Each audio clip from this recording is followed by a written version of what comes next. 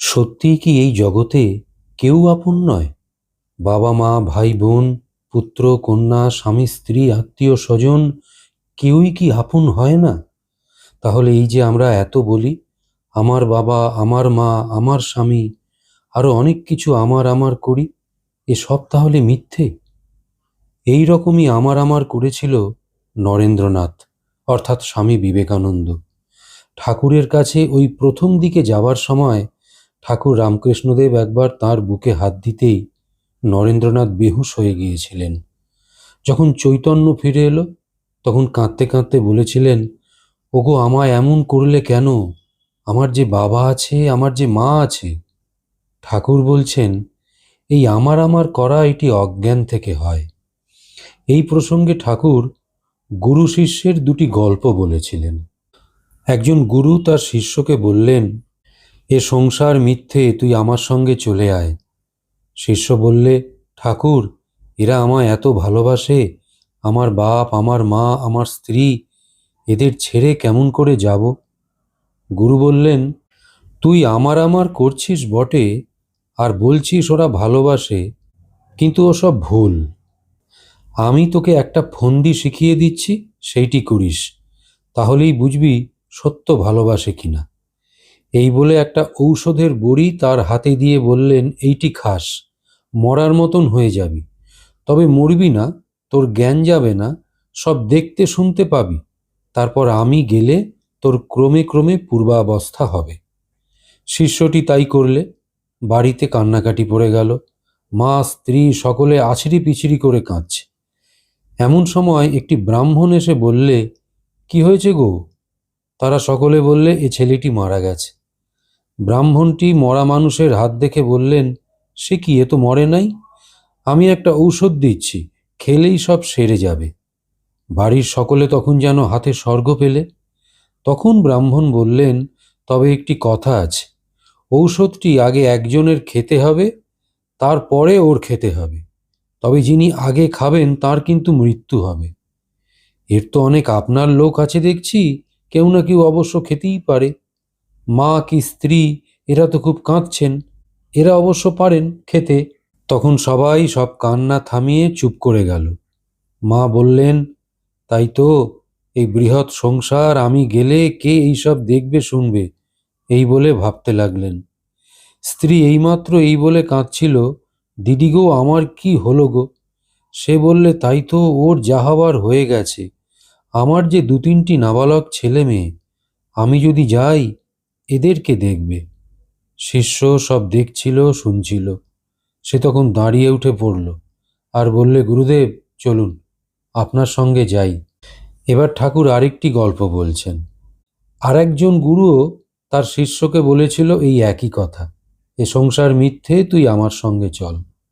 তখন সেই শিষ্য গুরুকে বলেছিল, আমার স্ত্রী বড় যত্ন করে, ওর জন্য গুরুদেব যেতে পারছি না। শিষ্যটি হঠযোগ করত। গুরু তাকেও একটা ফন্দি শিখিয়ে দিলেন। একদিন দেখা গেল তার বাড়িতে খুব কান্নাকাটি পড়েছে। পাড়ার লোকেরা এসে দেখে হঠযোগী ওই শিষ্যটি ঘরে আসনে বসে আছে, আর তার শরীরটা এঁকে বেঁকে আড়ষ্ট হয়ে গেছে। সবাই বুঝতে পারলে তার প্রাণবায়ু বেরিয়ে গেছে। স্ত্রী তো আছড়ে কাঁদছে, ওগো আমাদের কি হলো গো, ওগো তুমি আমাদের কি করে গেলে গো, ওগো দিদি গো, এমন হবে তা জানতাম না গো, এরম বলছেন। এদিকে আত্মীয় বন্ধুরা খাট এনেছে, ওকে ঘর থেকে বার করবে। তখন একটা সমস্যা হলো, শরীরটা যেহেতু এঁকে বেঁকে আড়ষ্ট হয়ে গেছে, তাই দরজা দিয়ে বের করানো যাচ্ছে না। তখন একজন প্রতিবেশী দৌড়ে একটা কাটারি নিয়ে ওই ঘরের চৌকাঠটা কাটতে গেল। স্ত্রী তো অস্থির হয়ে কাঁদছিল, সে দুমদাম শব্দ শুনে দৌড়ে এলো, এসে কাঁদতে কাঁদতেই জিজ্ঞেস করলে, ওগো কি হয়েছে গো? তারা বলে, উনি বেরোচ্ছেন না, তাই চৌকাঠ কাটছি। তখন স্ত্রী বললে, ওগো অমন কর্ম করো না গো, আমি এখন রাঁড় বেওয়া হলুম, আমার আর দেখবার লোক কেউ নেই, কটি নাবালক ছেলেকে মানুষ করতে হবে, এ দুয়ার গেলে আর তো হবে না, ওগো ওর যা হওয়ার তা তো হয়ে গেছে, হাত পা ওর কেটে দাও। তখন হঠযোগী দাঁড়িয়ে পড়ল। তার তখন ঔষধের ঝোঁক চলে গেছে। দাঁড়িয়ে বলছে, তবে রে শালি, আমার হাত পা কাটবি? এই বলে বাড়ি ত্যাগ করে গুরুর সঙ্গে চলে গেল। এখন এই গল্প দুটি শুনলে পরিষ্কার বোঝা যায় এই পৃথিবীতে সব সম্পর্কই স্বার্থের গ্রন্থিতে বাঁধা। সেই গ্রন্থি কেটে গেলে আপন স্বরূপ সব বেরিয়ে পড়ে। তবে এখানেও কিন্তু একটু ধন্দ আছে, কারণ এই ঠাকুরই তো আবার বলেছেন কতগুলো ঋণ আছে। দেব ঋণ, ঋষি ঋণ, আবার মাতৃঋণ, পিতৃঋণ, এমনকি স্ত্রী ঋণ। বলেছেন মা বাপের ঋণ পরিশোধ না করলে কোনো কাজই হয় না।